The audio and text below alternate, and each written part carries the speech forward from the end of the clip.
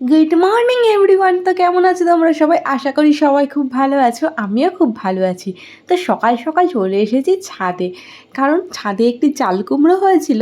তো আমার মনে হচ্ছিল চাল কুমড়োটা হয়তো আর বেশি বাড়বে না, তো ওই কারণেই ভাবলাম আজকে না হয় এই চাল কুমড়োটা কেটেই রান্না করে খাওয়া যাক।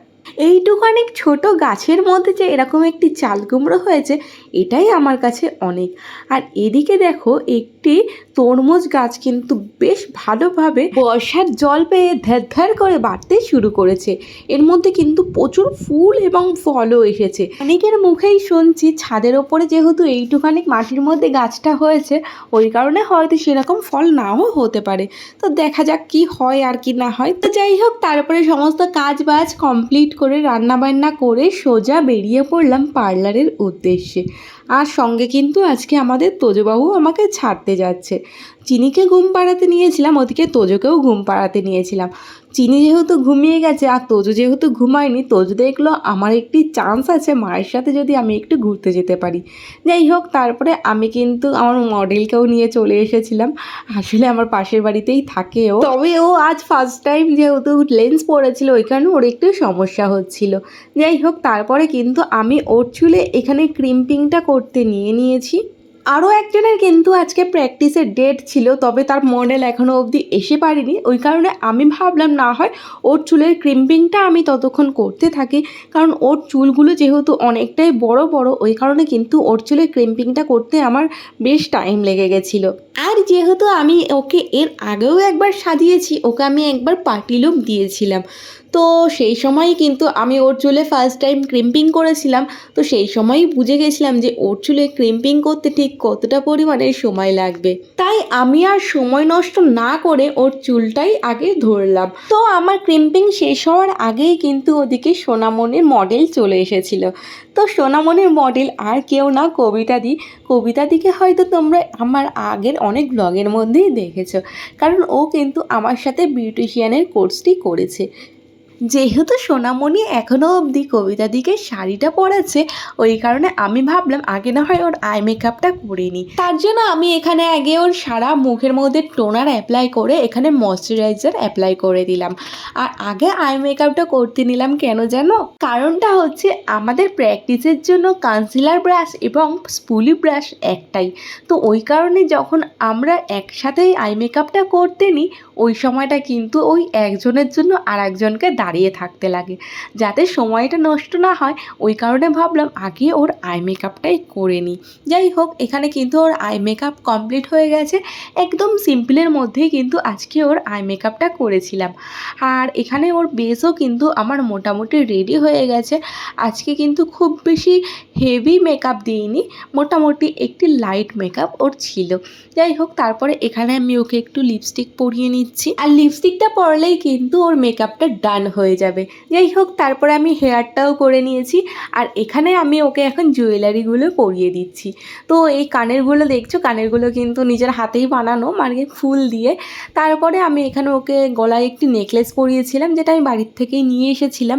তবে নেকলেসটা ওকে আমার পরানো হয়ে গেছে, মোটামুটি ওর পুরো লুক কমপ্লিট। তারপরে আমার মনে হয়েছিল এই নেকলেসটা ছাড়া একটু ফুলের নেকলেস বেশি ভালো লাগবে, ওই কারণে কিন্তু আমি এটা পরে চেঞ্জ করে দিয়েছিলাম। তবে ওই চেঞ্জ করতে গিয়ে হয়ে গেছিলো একটু সমস্যা, খুলতে গিয়ে আমি নেকলেসটা পুরোপুরি ভেঙেই ফেলেছিলাম। তো ওই সময় আমার মনটা একটু খারাপ হয়ে গেছিলো বলতে পারো, কারণ প্র্যাকটিসের আগের দিন থেকে কিন্তু আমি অনেক বেশি এক্সাইটেড থাকি ঠিক কেমনভাবে সাজাবো, কী কী দিয়ে সাজাবো। যাই হোক, এই কিন্তু ওর পুরোপুরি লুকটা ছিল। তো আমি ভিডিওটা একটু ভুলভালভাবে নিয়ে নিয়েছিলাম, যার জন্য এখানে একটু পিকচারটা ছোট হয়ে গেছে। তো ওর আজকের লুকটা ঠিক তোমাদের কেমন লেগেছে আমাকে কিন্তু অবশ্যই কমেন্টে জানিও। আজকের লুকটা কিন্তু ওকে এমনই দিয়েছিলাম যেটা বৃদ্ধি এবং গায়ে হলুদ দুটোই একসাথে কিন্তু কাজ চলে যাবে, ওই কারণেই এমন একটি লুক ওকে দেওয়া হয়েছিল। যাই হোক, তারপরে চলে আসলাম বাড়ি এসে একটু রেস্ট নিতে না নিতেই তোমাদের দাদাভাই হাজির চিকেন কিমা নিয়ে। বললেন আজ নাকি একটু মোমো বানাতে। যাই হোক, মোমো খেয়ে তোজচিনিকে কিন্তু আমি এখানে পড়তে বসিয়ে দিয়েছি। তো আমাদের তোজচিনিকে এই 2 দিন ধরে আমি কিন্তু একটু লেখা প্র্যাকটিস করাচ্ছি। লেখা বলতে তেমন কিছুই না, কালকে আমি শুধু ওদের দুজনকে কিন্তু গোল কিভাবে লিখতে হয় সেটাই ওদেরকে শিখিয়েছিলাম। তো আমার কাছে একটি খাতা ছিল, সেটাই আমি লাইন টেনে দিয়েছি ওদেরকে। তো কাল থেকে আজ অবধি ওর মাথায় যে এই জিনিসটা চলে এসেছে যে এমনভাবে গোল করতে হয়, সেটাই কিন্তু আমার কাছে অনেক। কিন্তু এই দিকে দেখো আমাদের তোজবাবু, সে একটু অন্য রকমের। যাই হোক, সে পড়তে বসে অল টাইম বদমাইশি। সত্যি কথা বলতে চিনির পেছনে কিন্তু আমাকে অত বেশি খাটনি করতে হয়নি একটু লেখা শেখানোর জন্য। তবে তোজবাবুকে নিয়ে আমি একটু নাজেহাল হয়ে যাচ্ছিলাম বলতে পারো, কারণ ও না প্রচণ্ড দুষ্টু। ওকে যখন আমি পড়তে বসাই ওর মন কিন্তু চারিদিকে থাকে, পড়াশোনায় থাকবে, খেলনায় থাকবে, গাড়িতে থাকবে, চারিদিকে থাকবে। তার মধ্যে থেকেও কিন্তু ওরা বেশ মুখস্থ বিদ্যাটা ওদের বেশ দুজনেরই ভালো। আসলে ওদেরকে পড়াতে বা কোনো কিছু মুখস্থ করাতে আমার কিন্তু খুব বেশি দিন সময় লাগে না। যে কোনো ছড়া আমি যদি আজকে ওদেরকে 2-3 বার বা একটু বেশিক্ষণ ধরে একই ছড়া বারবার পড়াই, তো কালকের মধ্যে কিন্তু পুরোপুরি ছড়াটা ওরা বলে দিতে পারে। তবে এই লেখা শেখাতে গিয়ে একটু নাজেহাল তো হতেই লাগবে। বড় গোল করো, এইখানে এখানে এখানে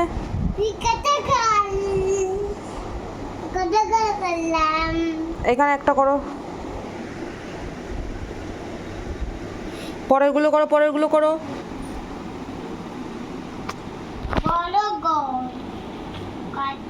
এপাশে এপাশে এপাশে। লেখালেখি করতে গিয়ে আমাদের চিনির এত কষ্ট হয়ে গেল যে তিনি শুয়েই পড়লেন। তো কি আর করা যাবে। তবে একটা কথা ঠিক, আমাদের চিনি কিন্তু লিখতে প্রচণ্ড ভালোবাসে। তো এরকম বড় বড় পেজের আমি কিন্তু 4টে পেজ ওকে লাইন টেনে দিয়েছিলাম, ও কিন্তু পুরো 4টে পেজই কমপ্লিট করেছিল। ও কিন্তু আরও লিখতে চাইছিল, তবে আমি ওকে আর লিখতে বারণ করেছিলাম, কারণ তোজবাবু প্রচণ্ড পরিমাণে বদমাইশি করছিলেন ঠিক সেই কারণে। তবে তার মাঝেও আমি না যেই খাতাটাতে ওদেরকে লিখতে দিয়েছিলাম, তো খেয়াল করে দেখলাম এই খাতাটা হচ্ছে আমারই বাংলা খাতা। তো এই খাতাটা দেখার পরে কিন্তু বলতে পারো আমার সেই স্কুল লাইফের কথা মনে পড়ে গেল। আর আমার না একটি অভ্যাস ছিল, সেটা হচ্ছে আমি খুব কালারিং পেন দিয়ে লিখতে ভালোবাসতাম। আমি চাইতাম আমার খাতা সবসময় যেন কালারফুল থাকে। তো ওই কারণেই আমি নানান রকম কালার দিয়ে কিন্তু লেখার চেষ্টা করতাম। এখানে ছিল হাঙর শিকারের কিছু এমসিকিউ। আচ্ছা, তোমাদের মনে পড়ে এই সমস্ত হাঙর শিকার, কর্তার ভূত, এই সমস্ত গল্পগুলো? সত্যি কথা বলতে বাংলাতে কিন্তু মোটামুটি আমার মাথাটা বেশ ভালোই ছিল। তার জন্য আমি মনে মনে ধন্যবাদ জানাতে চাই আমার বাংলার যে টিচার ছিলেন তাকে। শুধু তাকে একা ধন্যবাদ জানালেও হয়তো আমার একটু ভুল হবে। আসলে আমি হিস্ট্রি এডুকেশন একজনের কাছে পড়তাম, তো তিনিও কিন্তু বাংলা পড়াতেন। তো সেই আন্টি আমাকে এতটা পরিমাণেই ভালোবাসতেন, তো সে কিন্তু আমাকে কখনো এই বাংলাটা এক্সট্রা করে পড়ানোর জন্য কোনো ফিস চায়নি বা কখনো দ্বিধাবোধ করেনি। তো চলো আজকে ভিডিওটা তাহলে এই অবধি। ভিডিওটি ভালো লাগলে অবশ্যই একটু লাইক করে দিও।